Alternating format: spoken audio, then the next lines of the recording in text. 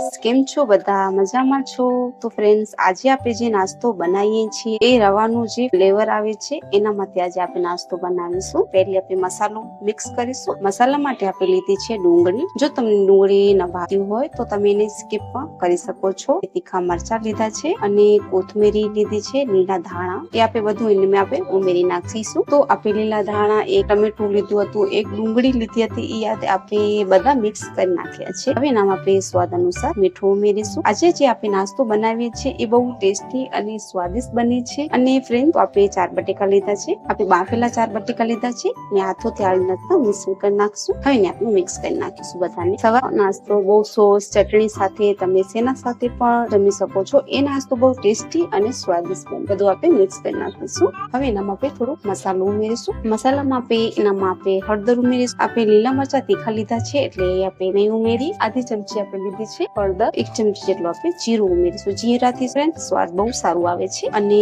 2 ચમચી જેટલા આપણે લેશું અને પછી આપણે મિક્સ કરી નાખીશું. આવી રીતના બધું સારી રીતે મિક્સ કરીશું. તમે આવી રીતના એકવાર બનાવશો, તમારા ઘરમાં જેટલા પણ લોકોને અલગ અલગ નાસ્તોનું મન, તમે રવાનું જે ફ્લેવર આવે છે, રવો ઝીણો આવે છે, આવી રીતના તમે જોઈ શકો છો, પાવડર જેવો છે. હવે એનામાં આપણે રવો ઉમેરી જેટલો ખપશે એટલો જ આવી રીતના લોટ બાંધીશું આપણે. જો તમારે કને જાડો રવો હોય તો તમે એને મિક્સરમાં પીસી શકો છો. જેટલું ખપશે એટલું જ તમે ઉમેરજો, ઘણું બધું બિલકુલ નહીં. હાથેથી મસળીએ તો એ સારું મિક્સ થાય. તમે જોઈ શકો છો. ટાઈમ ના હોય સવારમાં તો આપણે એમ થાય કે રવાની આપણે 5 મિનિટ રેસ્ટ કરવા રાખીએ તો ફૂલાય. તો તમે આવી રીતના પીસીને પણ તમે બનાવી શકો છો. બની ગયું છે આવી રીતના તમે જોઈ શકો છો. મીડિયમ સાઈઝ નું છે. એનામાં આપણે 1 ચમચી જેટલું તેલ ઉમેરીશું અને એને આપણે મસળી લઈશું. થોડી નાની આપણે થાળી લીધી છે, ઘણું બધું આપણે નથી કરવાનું. હવે આપણે એક પાટલું લઈશું.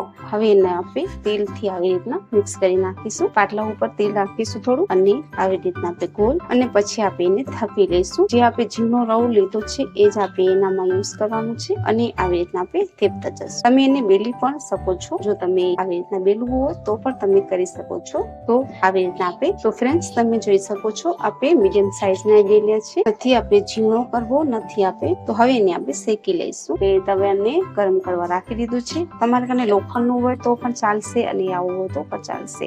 તો હવે એનામાં આપણે 1 ચમચી જેટલું તેલ ઉમેર્યું છે અને સારી રીતે ફેલાવી નાખીશું. ઘણું બધું ફ્રેન્ડ્સ તેલ પણ નહીં ખાપ અને મીડિયમ તેલમાં આપણે સારું થઈ જશે. હવે એને આપણે પકાવીશું આવી રીતના. તો એક બાજુ આપણે સારી રીતે પાકી જાય. આ નાસ્તો બહુ ટેસ્ટી અને સ્વાદિષ્ટ બને છે ફ્રેન્ડ્સ. તમે એકવાર ટ્રાય કરશો તો તમને એમ થશે કે હા, આ બહુ ટેસ્ટી બને છે અને જલ્દી પણ બની જાય છે. થોડુંક આપણે જે ઉપરથી આવી રીતના તમે મૂકશો તેલ તો પણ જલ્દી પાકી જશે. આવી રીતના મોટા હોય કે નાના છોકરા હોય, આ રેસીપી બધાને બહુ ટેસ્ટી અને સ્વાદિષ્ટ લાગશે. હવે આપણે એક બાજુ આપણે પલટાવી નાખીશું. તો તમે જોઈ શકો છો ફ્રેન્ડ્સ, સારી રીતે થોડું થોડું આપણે પાકી ગયો છે. અને ફ્રેન્ડ્સ, તમને હું કહું છું કે તમે એકવાર તમારે કને ચોખાનો લોટ હોય ને તો ઉમેરી શકો છો અને રવાને તમે ઝીણી રીતે પીસીને તમે એનામાં ઉમેરી શકો છો. ચોખાના લોટનાથી પણ આ બહુ ટેસ્ટી અને સ્વાદિષ્ટ બને છે. ઘઉંના લોટમાં પણ તમે એકવાર ટ્રાય કરજો તો પણ આ ટેસ્ટી અને સ્વાદિષ્ટ બને છે. તો એકવાર તમે ટ્રાય કરશો તો તમને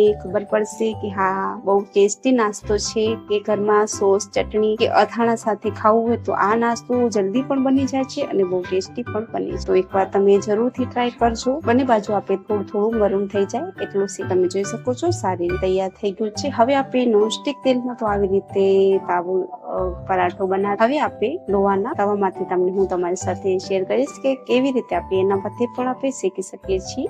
આપણે લોખંડનું જે તવો આવે તે આપણે ગરમ કરવા રાખી દીધું છે. એના પર સેમ આપણે તેલ આવી રીતે જ કરવાનું છે અને શેકી લઈશું અને બાજુમાંથી આપણે તેલ ઉમેરીશું. આવી રીતના એક બાજુ આપણું શેકાઈ જાય ત્યાર પછી આપણે બીજી બાજુ પલટાવીશું. તો ફ્રેન્ડ્સ, તમે આવી રીતના એકવાર જરૂરથી ટ્રાય કરજો. આ રેસીપી તમને નવો નાસ્તો તમને બહુ જ ટેસ્ટી અને સ્વાદિષ્ટ લાગશે. તો આપણે પલટાવી નાખીશું. તમે એનામાં પાલક પણ ઉમેરી શકો છો અને લીલા ધાણાના ખાલી પણ તમે બનાવી શકો છો. આ નાસ્તો બહુ ટેસ્ટી અને હેલ્ધી અને બહુ જ સ્વાદિષ્ટ છે.